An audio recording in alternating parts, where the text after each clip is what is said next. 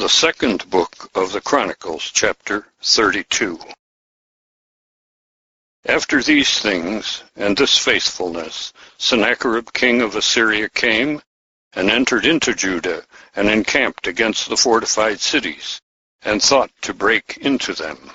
And when Hezekiah saw that Sennacherib was come, and that he was minded to fight against Jerusalem, he took counsel with his princes and his mighty men to stop the fountains of water that were outside the city. And they helped him. And there was gathered together much people, and they stopped all the fountains, and the torrents that flowed through the midst of the land, saying, Why should the kings of Assyria come and find much water?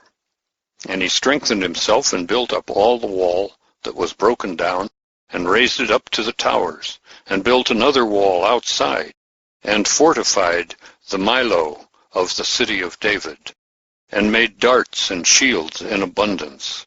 And he set captains of war over the people, and assembled them to him on the open place at the gate of the city, and spoke consolingly to them, saying, Be strong and courageous. Be not afraid, nor dismayed for the king of Assyria, nor for all the multitude that is with him, for there are more with us than with him. With him is an arm of flesh, but with us is Jehovah our God, to help us and to fight our battles. And the people depended upon the words of Hezekiah, king of Judah. Verse 9. After this, Sennacherib, king of Assyria, sent his servants to Jerusalem, but he himself was before Lachish, and all his power with him, unto Hezekiah, king of Judah, and unto all Judah that were at Jerusalem, saying, Thus says Sennacherib, king of Assyria, On what do ye rely, that ye abide in the siege in Jerusalem? Does not Hezekiah persuade you to give yourselves over to die by famine and by thirst, saying, Jehovah our God will deliver us out of the hand of the king of Assyria?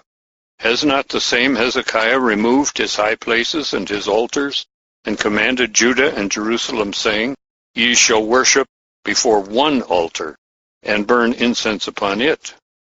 Do ye not know what I and my fathers have done to all the peoples of the countries? Were the gods of the nations of the countries in any wise able to deliver their country out of my hand?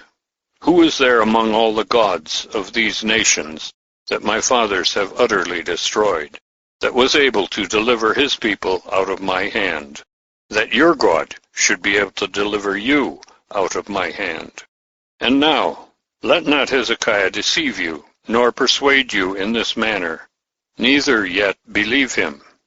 For no God of any nation or kingdom was able to deliver his people out of my hand, nor out of the hand of my fathers. How much less shall your God deliver you out of my hand? Verse 16. And his servants spoke yet more against Jehovah the true God, and against his servant Hezekiah.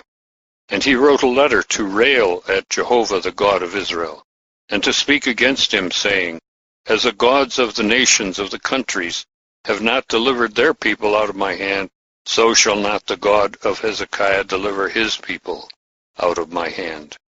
And they cried with a loud voice in the Jewish language to the people of Jerusalem that were on the wall, to frighten them and to trouble them, that they might take the city. And they spoke of the God of Jerusalem as of the gods of the peoples of the earth, the work of man's hand. And because of this, King Hezekiah and the prophet Isaiah the son of Amos prayed, and cried to heaven. And Jehovah sent an angel, who cut off all the mighty men of valor, and the princes and the captains, in the camp of the king of Assyria. And he returned with shame of face to his own land. And when he was come into the house of his God, they that came forth of his own bowels made him fall there with the sword. And Jehovah saved Hezekiah and the inhabitants of Jerusalem from the hand of Sennacherib, the king of Assyria, and from the hand of all, and protected them on every side. And many brought gifts unto Jehovah to Jerusalem, and precious things to Hezekiah the king of Judah. and he was thenceforth magnified in the sight of all the nations.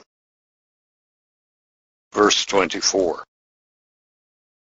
In those days Hezekiah was sick unto death, and he prayed to Jehovah, and he spoke to him, and gave him a sign.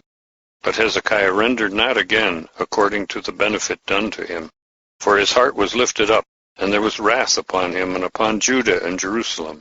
And Hezekiah humbled himself for the pride of his heart, he and the inhabitants of Jerusalem, so that the wrath of Jehovah came not upon them in the days of Hezekiah. Verse 27. And Hezekiah had very much riches and honor, and he made himself treasuries for silver and for gold, and for precious stones, and for spices, and for shields, and for all manner of pleasant vessels, storehouses also for the increase of corn, and new wine, and oil, and stalls for all manner of beasts. And he procured flocks for the stalls.